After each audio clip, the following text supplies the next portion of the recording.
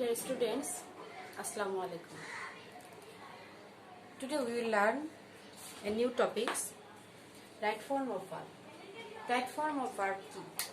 Right form of verb হচ্ছে ভার্বের সঠিক ব্যবহার। ভার্বের সঠিক ব্যবহার বলতে আমরা কি বুঝি?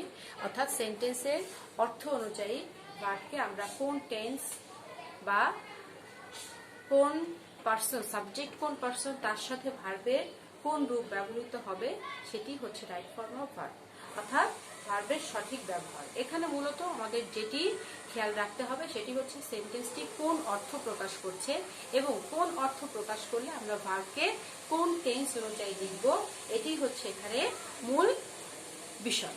তাহলে স্টুডেন্টস আমরা খেয়াল করে দেখি যে এই রাইট ফর্ম অফ ভার্বের মধ্যে আমরা দুটো টপিকস দেখেছি। একটি হচ্ছে সাবজেক্ট ভার্ব এগ্রিমেন্ট এবং অ্যানাদার হচ্ছে রাইট ফর্ম অফ ভার্ব।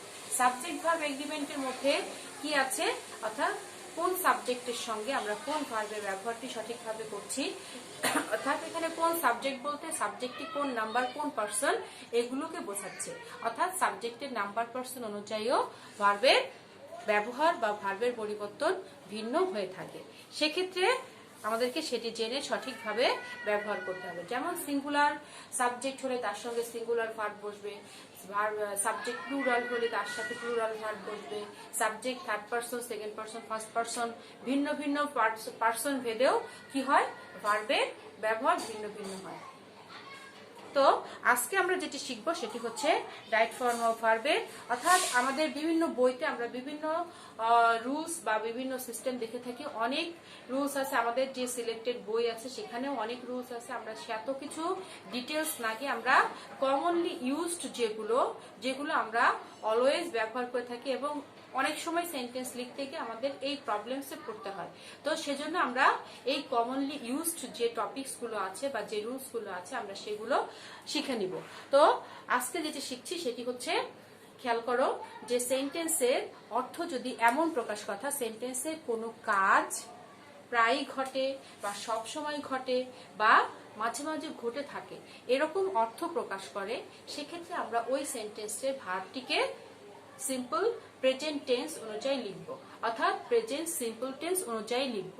কি কি বললাম, যে সেন্টেন্সটি দিয়ে যদি অভ্যাসগত কর্ম বা দৈনন্দিন কর্ম অথবা সেন্টেন্সটি দিয়ে ভার্বের কাজ যদি কি বোঝায়, যে কাজটি যদি মাঝে মাঝে সম্পন্ন হয় বা প্রায় সম্পন্ন হয় বা কি ঘটে থাকে এরকম বোঝায়, অর্থাৎ মাঝে মাঝে ঘটে থাকে বা সব সময় হয় এরকম বোঝায় বা এরকম অর্থ প্রকাশ করে, সেক্ষেত্রে সেন্টেন্সের ওই ভার্বটিকে আমরা প্রেজেন্ট সিম্পল টেন্স অনুযায়ী লিখব।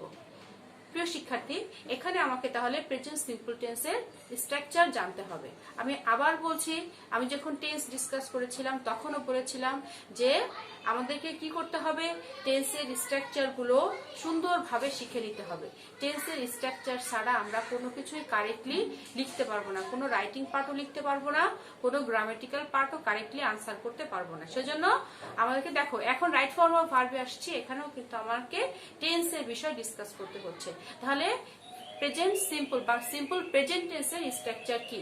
সিম্পল অর্থাৎ প্রেজেন্ট সিম্পল টেন্সের স্ট্রাকচার হচ্ছে subject plus base form of verb বা V1 বা মূল ভার্ব।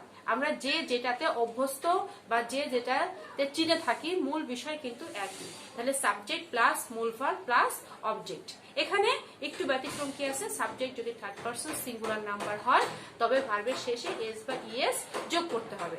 সো স্টুডেন্টস, আমি যা বলেছি যে সেন্টেন্সটির অর্থ যদি কি হয়, যে কোনো কাজ কি সব সময় হয় বা মাঝে মাঝে হয় বা প্রায়ই ঘটে থাকে এরকম বোঝায়, এবং সেক্ষেত্রে সেন্টেন্সে যদি কিছু কিওয়ার্ড উল্লেখ করা থাকে। কি ধরনের কিওয়ার্ড আমি দেখছি, দেখো, যে অলওয়েজ, জেনারেলি, ইউজুয়ালি,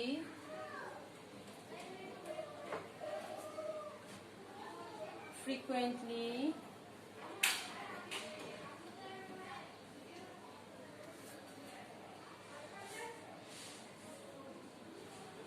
এই ধরনের ওয়ার্ডগুলো যদি উল্লেখ থাকে তাহলে সেটিকে আমরা সেই সেন্টেন্সটিকে আমরা কি করব, সেই সেন্টেন্সের ভার্বকে আমরা সিম্পল প্রেজেন্ট টেন্স বা প্রেজেন্ট সিম্পল টেন্স অনুযায়ী ব্যবহার করব।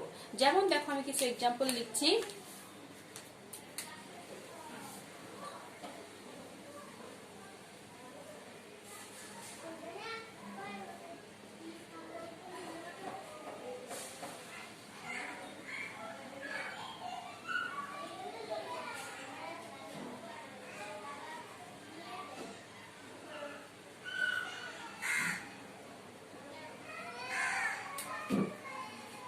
আচ্ছা, তাহলে এখানে আমরা আনসারটি কি লিখবো, he use mobile phone always, অর্থাৎ সে সবসময় মোবাইল ফোন ব্যবহার করে। তাহলে দেখো শিক্ষার্থী স্টুডেন্টস, যেখানে অলওয়েজ ওয়ার্ডটি উল্লেখ করা আছে, তাহলে অলওয়েজ ওয়ার্ডটি যদি উল্লেখ করা থাকে তাহলে আমি আগেই ডিসকাসে কি বললাম, যেটিকে কি করতে হবে, প্রেজেন্ট সিম্পল টেন্স অনুযায়ী লিখতে হবে। তাহলে প্রেজেন্ট সিম্পল টেন্স অনুযায়ী এটাকে লিখলে কি হয়, হি, এখন আসি সাবজেক্ট এবং পার্সন। তাহলে he third person singular number. আমি কি বলেছিলাম যে সাবজেক্ট যদি থার্ড পার্সন সিঙ্গুলার নাম্বার হয় তবে ভার্বের শেষে এস বা ইএস যোগ করতে হবে। তাহলে এখানে আমাকে ভার্ব কি, ভার্ব হচ্ছে এই ব্র্যাকেটে যে ভার্বটি আছে সেটি হচ্ছে এখানে আমাকে ভার্ব হিসেবে ব্যবহার করতে হবে। তাহলে সেন্টেন্সের আনসারটি কি হবে, ইউজেস।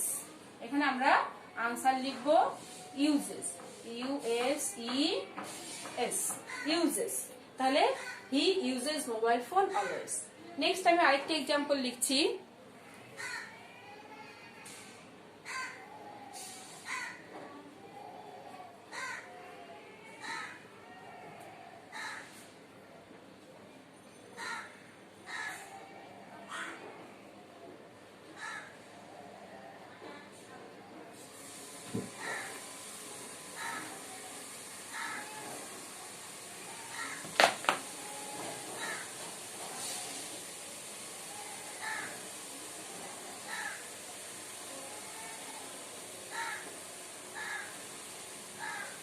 পয়লা বৈশাখ। তাহলে every year we celebrate Poila Baishakh. ধরো এই সেন্টেন্সটি তোমার পরীক্ষায় আসলো, তাহলে আমরা সেখানে কি করব, এখানে আনসার কি হবে। এখন আমরা তো এখানে আনসার দেখে কনফিউজ হয়ে যাব যে উই সেলিব্রেট, তাহলে এখানে কি সেলিব্রেট, সেলিব্রেটই বসছে, কারণ celebrate this is present form, ভার্বের প্রেজেন্ট ফর্মে এখানে দেয়া আছে। আবার উই কি, we first person plural number, সেজন্য ভার্বের শেষে এস বা ইএস যোগ করার কোনো প্রয়োজন নেই। তাহলে এখানে আনসার কি লিখবো, সেলিব্রেট, সেলিব্রেট। তাহলে অনেক সময় আমরা কি পরীক্ষায় এরকম শব্দ দেখে, এরকম ওয়ার্ড দেখে আমরা কনফিউজড হয়ে যাই যে আইদার আমরা বলি যে প্রশ্ন ভুল, অথবা আমরা বলি কি যে এটা কি, এটা এর সাথে ইএস যোগ করতে হবে বা আইএনজি যোগ করতে হবে, এই যে বিষয়গুলো। তাহলে এখানে আমার জানার বিষয় যে আমি টপিকসটি বা বিষয়টি ক্লিয়ারলি জানি কিনা। তাহলে দেখো আমরা এখানে কি জানলাম, যে সেন্টেন্সটি দিয়ে যদি, কোনো সেন্টেন্স দিয়ে যদি এরকম অর্থ প্রকাশ করে যে কোনো কাজ সবসময় ঘটছে, প্রায়ই ঘটে বা মাঝে মাঝে ঘটে থাকে, বা একটা অভ্যাসগত কাজ এরকম বোঝায়, অথবা এই রকম না বোঝালেও যদি কি থাকে সেন্টেন্সে এরকম কিছু কিওয়ার্ড উল্লেখ থাকে যে always, generally, usually, frequently, often, now and then, এই টাইপের ওয়ার্ডগুলো যদি কি থাকে, উল্লেখ থাকে, সেক্ষেত্রে আমরা সেই সেন্টেন্সের ভার্বটিকে সিম্পল প্রেজেন্ট টেন্স অনুযায়ী লিখব। তাহলে এটাই হচ্ছে একটা রুলস বা একটা প্যাটার্ন। নেক্সট আমি আরেকটা ডিসকাস করছি, আরেকটি রুলস ডিসকাস করছি। সেটি দেখো যে সেন্টেন্সে কোন সেন্টেন্স দিয়ে যদি এমন অর্থ প্রকাশ করে যে কাজটি এখন সংগঠিত হচ্ছে বা এখন ঘটছে, ভার্বের কাজটি বা ক্রিয়া এখন সম্পন্ন হচ্ছে, যেমন কি আমি পড়ি, আমি পড়ি, আমি খেলি, আমি ঘুমাই, তো এই কথাটা কি বর্তমান। বাট আমি যদি বলি যে আমি এখন পড়ি, আমি এখন ঘুমাচ্ছি, আমি এখন পড়ছি, আমি এখন খাচ্ছি, তাহলে কি কাজটি চলমান, কন্টিনিউ। তাহলে এই যে কন্টিনিউয়াস ওয়ার্ড বোঝালে তখন আমরা কি করব, ওই সেন্টেন্সটিকে বা ওই সেন্টেন্সের ভার্বটিকে আমরা প্রেজেন্ট কন্টিনিউয়াস টেন্স অনুযায়ী লিখব। সেক্ষেত্রে আমাদের সেন্টেন্সে কিছু কিওয়ার্ড উল্লেখ থাকে, যেমন কি keyword, now, at present,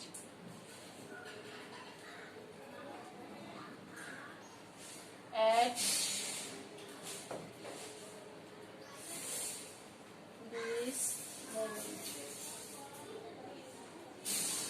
at this moment. Look, একটা হ্যাশ চিহ্ন অর্থাৎ এক্সক্লামেশন চিহ্ন। লুক, লিসেন, LISTEN ইত্যাদি ওয়ার্ডগুলো কি ওয়ার্ডগুলো উল্লেখ থাকে। অর্থাৎ সেক্ষেত্রে কি হবে, এই ওয়ার্ডগুলো যদি সেন্টেন্সে উল্লেখ থাকে তাহলেও আমরা ওই সমস্ত সেন্টেন্সে ভার্বটিকে প্রেজেন্ট কন্টিনিউয়াস টেন্স অনুযায়ী লিখব। তাহলে এখন আমাকে জানতে হবে প্রেজেন্ট কন্টিনিউয়াস টেন্সের স্ট্রাকচার কি। তাহলে প্রেজেন্ট কন্টিনিউয়াস টেন্সের স্ট্রাকচার কি তোমরা অবশ্যই জানো, তারপরও আমি একটু রিপিট করে দিচ্ছি। সেটি হচ্ছে কি subject plus am is are, অর্থাৎ অক্সিলারি ভার্ব কি বসছে am is are। এখন এই অক্সিলারি ভার্বটি কি অনুযায়ী বসবে, সাবজেক্ট অনুযায়ী বসবে। অর্থাৎ সিঙ্গুলার সাবজেক্ট হলে সিঙ্গুলার অক্সিলারি, প্লুরাল সাবজেক্ট হলে প্লুরাল অক্সিলারি, আর শুধু I এর সঙ্গে am বসে। তাহলে হি এর সাথে কি থাকলো, is, আর প্লুরাল যেগুলো তাদের সাথে কি হবে, আর। তাহলে subject plus am is are plus base ফর্মের সাথে ভার্বের যে বেস ফর্ম বা মূল ভার্ব বা V1 তার সাথে কি করতে হবে, ing যোগ করতে হবে। আর বাদ বাকি যা সেন্টেন্সে থাকছে সেগুলোর আর কোনো পরিবর্তন হবে না। তাহলে দেখো আমি একটু এক্সাম্পল লিখছি।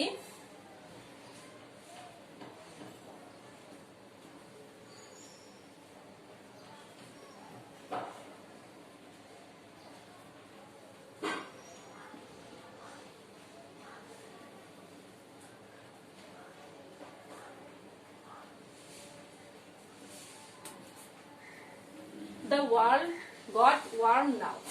তাহলে দেখো এখানে কি আছে, নাও আছে। তাহলে নাও থাকলে আমরা কি করব, আমরা চোখ বন্ধ করে সেখানে প্রেজেন্ট কন্টিনিউয়াস টেন্স অনুযায়ী লিখব। তাহলে the world, এটি কি, এটি সিঙ্গুলার না প্লুরাল? তাহলে এটি সিঙ্গুলার, তাহলে সিঙ্গুলার হলে the world এর সঙ্গে কি বসবে, is। এখন এই got, this is verb, তাহলে এই ভার্বের যে বেস ফর্ম, তাহলে got এর বেস ফর্ম কি, get, তার সাথে ing যোগ করতে হবে। তাহলে GET, get, ing, getting warm now। তাহলে ফুল সেন্টেন্স কি হয়, the world is getting warm now। আমি বোঝাতে পেরেছি যে সেন্টেন্সে যদি এরকম নাও, at present, at this moment, look, listen এগুলো উল্লেখ থাকে, আর যদি উল্লেখ নাও থাকে সেক্ষেত্রে যদি সেন্টেন্সটি দিয়ে কাজটি এখন সংঘটিত হচ্ছে এরকম বোঝায় বা কাজটি চলমান এরকম বোঝায়, তাহলে সেক্ষেত্রে আমরা ওই সেন্টেন্সের ভার্বটিকে কি করব, প্রেজেন্ট কন্টিনিউয়াস টেন্স অনুযায়ী লিখব। যেমন আমি আরেকটি এক্সাম্পল লিখছি।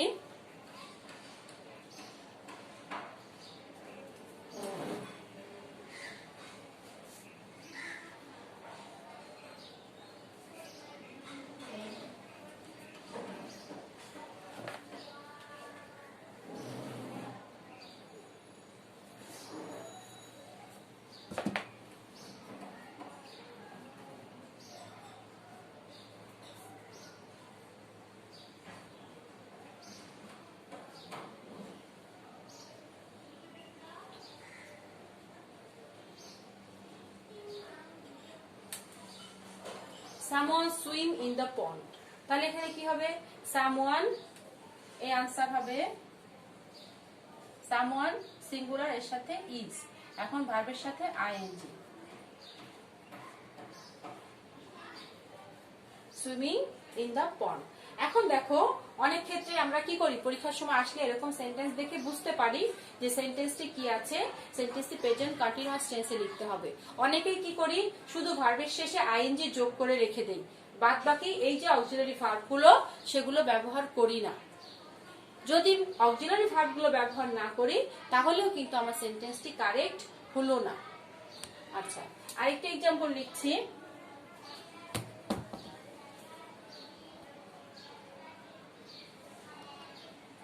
তাহলে দেখো শিক্ষার্থী, এভাবে কি করবে, এভাবে তোমরা রুলস গুলো বুঝে বুঝে তোমাদের বই থেকে আরো যে প্র্যাকটিস গুলো আছে সেগুলো শিখবে, এবং আমি আমার নেক্সট ক্লাসে এই রাইট ফর্ম অফ ভার্ব নিয়ে আমি আবার ডিসকাস করব। সো আল্লাহ হাফেজ, টেক কেয়ার অফ ইয়োরসেলফ, আসসালামু আলাইকুম।